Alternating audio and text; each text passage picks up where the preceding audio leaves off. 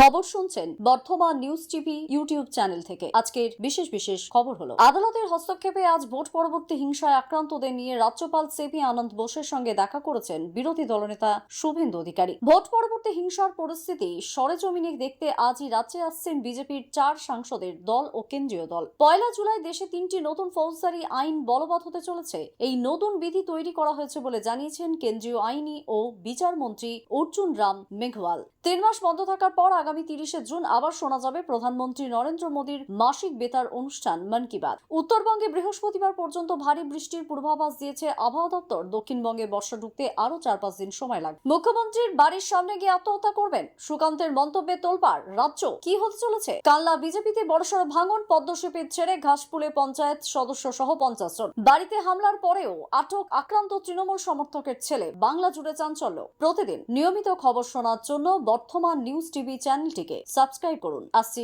বিস্তারিত খবরে। আদালতের হস্তক্ষেপে ভোট পরবর্তী হিংসায় আক্রান্তদের নিয়ে আজ রাজভবনে প্রবেশ করতে পারলেন বিরোধী দলনেতা শুভেন্দু অধিকারী। দেখা করলেন রাজ্যপাল সিপি আনন্দ বোসের সঙ্গে। বেরিয়ে এসে সাংবাদিকদের শুভেন্দু বলেন, দিকে দিকে বিজেপি কর্মীরা আক্রান্ত হচ্ছেন। 5000-এর বেশি মানুষের রেশন কার্ড নিয়ে নেওয়া হয়েছে। বাংলায় গণতন্ত্র বিপন্ন। উল্লেখ্য, গত বৃহস্পতিবার সন্ধ্যায় হিংসায় আক্রান্তদের নিয়ে রাজভবনে ঢুকতে গিয়ে বাধা পান বিরোধী দলনেতা। পুলিশ তাদের আটকে দেয়। এর বিরুদ্ধে হাইকোর্টের দ্বারস্থ হন তিনি। ভোট পরবর্তী হিংসার পরিস্থিতি সরেজমিনে দেখতে আজ রাজ্যে আসছেন বিজেপির কেন্দ্রীয় প্রতিনিধি দল। দলটি নেতৃত্ব দিচ্ছেন ত্রিপুরার প্রাক্তন মুখ্যমন্ত্রী, রাজ্যসভার সাংসদ বিপ্লব দেব। অন্য সদস্যরা হলেন রবিশঙ্কর প্রসাদ, ব্রিজলাল এবং কবিতা পাতিদার। এদিকে রাজ্যের বিভিন্ন অংশ থেকে এখনো ভোট পরবর্তী হিংসার খবর পাওয়া যাচ্ছে। বারুইপুরে বিজেপির পার্টি অফিসে আজ দলীয় কর্মীদের পাশে থাকার আশ্বাস দেন দলের রাজ্য সভাপতি, কেন্দ্রীয় শিক্ষামন্ত্রী প্রতিমন্ত্রী সুকান্ত মজুমদার। তিনি বলেন, বিজেপি নেতা কর্মীদের রেশন বন্ধ করে দেওয়া হচ্ছে, জলের লাইন কাটা হচ্ছে। দক্ষিণ 24 পরগনা জেলা জুড়ে শাসক দল সন্ত্রাসের বাতাবরণ তৈরি করেছে।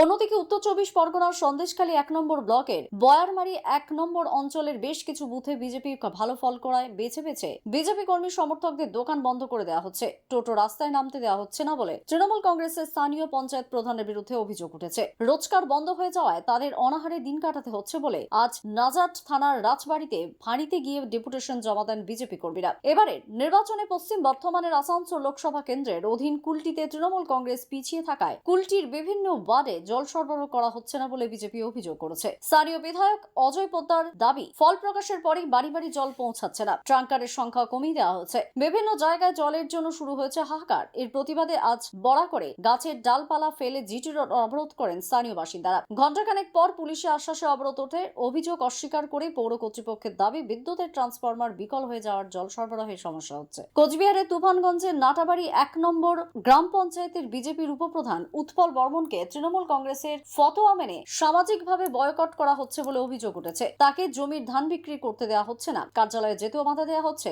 এই নিয়ে মহকুমা শাসকের দ্বারস্থ হয়েছেন তিনি, যদিও অভিযোগ অস্বীকার করেছে শাসক দল। ভোট পরবর্তী হিংসায় ঘরছাড়া দলীয় কর্মীদের সঙ্গে দেখা করতে আজ বর্ধমানে আসেন বিজেপি নেতা দিলীপ ঘোষ। দলের জেলা সদর কার্যালয়ে আশ্রয় নিয়েছেন ঘরছাড়াদের অনেকেই। পার্টি অফিসে দলীয় নেতৃত্বের সঙ্গে বৈঠক করেন তিনি। দল বিরোধী কার্যকলাপ এবং পার্টির শৃঙ্খলা ভঙ্গের অভিযোগে সিপিআইএম থেকে বহিষ্কৃত হওয়ার পরই দুর্গাপুরের দাপুটে নেতা পঙ্কজ রায় সরকার তৃণমূল কংগ্রেসে যোগ দিয়েছে। আজ বিকালে দুর্গাপুরের শাসক দলের কার্যালয়ে মন্ত্রী অরূপ বিশ্বাস ও প্রদীপ মজুমদারের কাছ থেকে ঘাসফুলের পতাকা তুলে নেন তিনি। পাশে ছিলেন বর্ধমান দুর্গাপুর লোকসভা কেন্দ্র থেকে সদ্য নির্বাচিত কৃতি আজাদ। প্রায় 1200 সিপিআইএম কর্মীও আজ তৃণমূলে যোগ দিয়েছেন বলে দাবি করেছে দল। এর আগে সিপিআইএম এর পশ্চিম বর্ধমান জেলা কমিটি প্রেস বিবৃতি দিয়ে পঙ্কজ রায় সরকারকে দল থেকে বহিষ্কারের কথা জানায়। বলা হয়, পার্টির লাইনে বিরোধিতা করে সরাসরি তৃণমূল কংগ্রেসের সঙ্গে যোগাযোগ রাখছিলেন তিনি। পরে পঙ্কজ বাবু জানান, নানা ইস্যুতে দলের সঙ্গে তার দূরত্ব বাড়ছিল। উত্তর 24 পরগনার বসিরহাটে তৃণমূল কংগ্রেস কর্মী আলতাফ মালিককে গুলি করার ঘটনায় ধৃত 2 জনকে 4 দিনের পুলিশি হেফাজতে পাঠিয়েছে বসিরহাট মহকুমা আদালত। অভিযুক্ত জিয়ারুল গাজীকে জেরা করে গতরাতে তয়েব আলী মণ্ডলকে গ্রেপ্তার করা হয়। উত্তর 24 পরগনার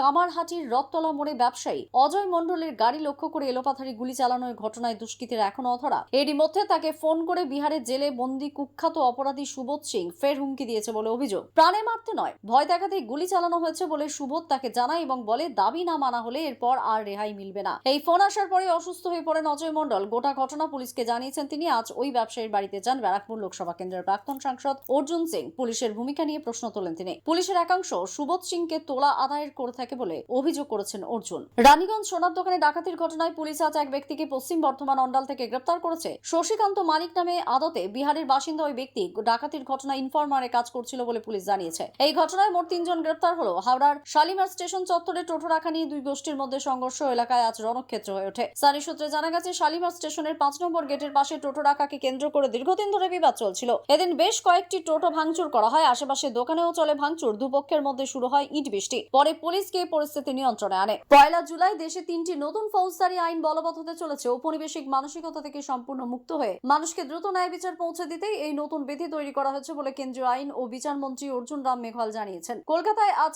আইন ও বিচার মন্ত্রক আয়োজিত এক সম্মেলনের উদ্বোধন করে তিনি বলেন, দেশকাল পরিস্থিতি অনুযায়ী আইন পরিবর্তন করতে হয়। ফৌজদারি বিচার ব্যবস্থা পরিচালনায় ভারতের প্রগতিশীল পথ শীর্ষক এই সম্মেলনে শ্রী মেঘওয়াল বলেন, ব্রিটিশ আমলের দমনমূলক ফৌজদারি আইনগুলি সংশোধনের দাবি দেশের বিভিন্ন মহল থেকে দীর্ঘদিন ধরে উঠছিল। তাকে মান্যতা দিয়ে ইন্ডিয়ান পেনাল কোড বা আইপিসির জায়গায় ভারতীয় ন্যায় সংহিতা, ক্রিমিনাল প্রসিডিউর কোড বা সিআরপিসির জায়গায় ভারতীয় নাগরিক সুরক্ষা সংহতি এবং এভিডেন্স অ্যাক্টের জায়গায় ভারতীয় সাক্ষ্য অধিনিয়ম 2023 নামে নতুন 3টি আইন প্রণয়ন করা হয়েছে। তাড়াহুড়ো করে সবার সঙ্গে আলোচনা না করেই কেন্দ্রীয় সরকার নতুন 3টি ফৌজদারি বিধি প্রণয়ন করেছে বলে বিভিন্ন মহলের অভিযোগ খারিজ করে দিয়ে শ্রী মেঘওয়াল বলেন, দেশের সমস্ত অঙ্গরাজ্য, কেন্দ্রশাসিত অঞ্চল, জনপ্রতিনিধি, আইন প্রণেতা সহ সংশ্লিষ্ট সকলের কাছ থেকেই এই বিষয়ে পরামর্শ চাওয়া হয়েছিল। 18টি রাজ্য, 6টি কেন্দ্রশাসিত অঞ্চল, সুপ্রিম কোর্টের প্রধান বিচারপতি, দেশের 16টি উচ্চ আদালতের প্রধান বিচারপতি, 5টি আইন কলেজ, 22টি বিশ্ববিদ্যালয়, 142 জন সাংসদ, 270 জন বিধানসভার সদস্য এবং সাধারণ মানুষের পরামর্শ নিয়ে 4 বছর ধরে বিশদ আলোচনা করেই নতুন আইনগুলি প্রণয়ন করা হয়েছে। উদ্বোধনী অনুষ্ঠানে কলকাতার হাইকোর্টের প্রধান বিচারপতি টি.এস.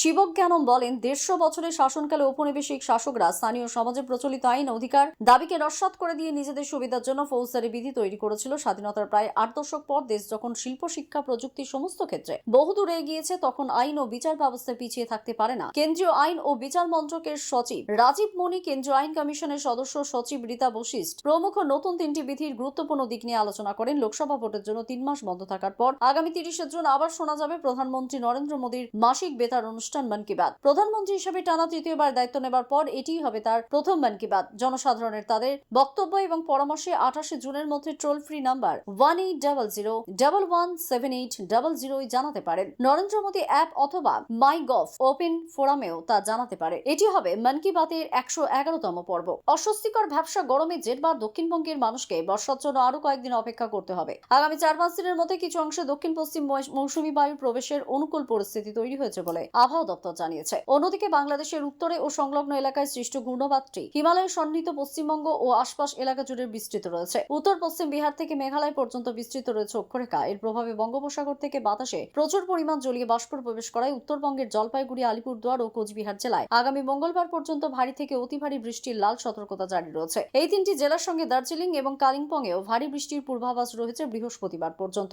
সিকিমে ও পাহাড়ে অবিরাম বৃষ্টিতে তিস্তা, তোর্ষা, জলঢাকা, মহানন্দা সহ বিভিন্ন নদীর জল বেড়েছে। এদিকে একটানা প্রবল বর্ষণে ধস নামায় উত্তর সিকিমে আটকে পড়া পর্যটকদের উদ্ধারের কাজ খারাপ আবহাওয়ার জন্য থমকে গেছে। সড়ক পথেও পৌঁছাতে সমস্যা হচ্ছে। বন্ধ হয়ে গেছে 10 নম্বর জাতীয় সড়ক। খবর আজকের মতো এ পর্যন্তই। ধন্যবাদ।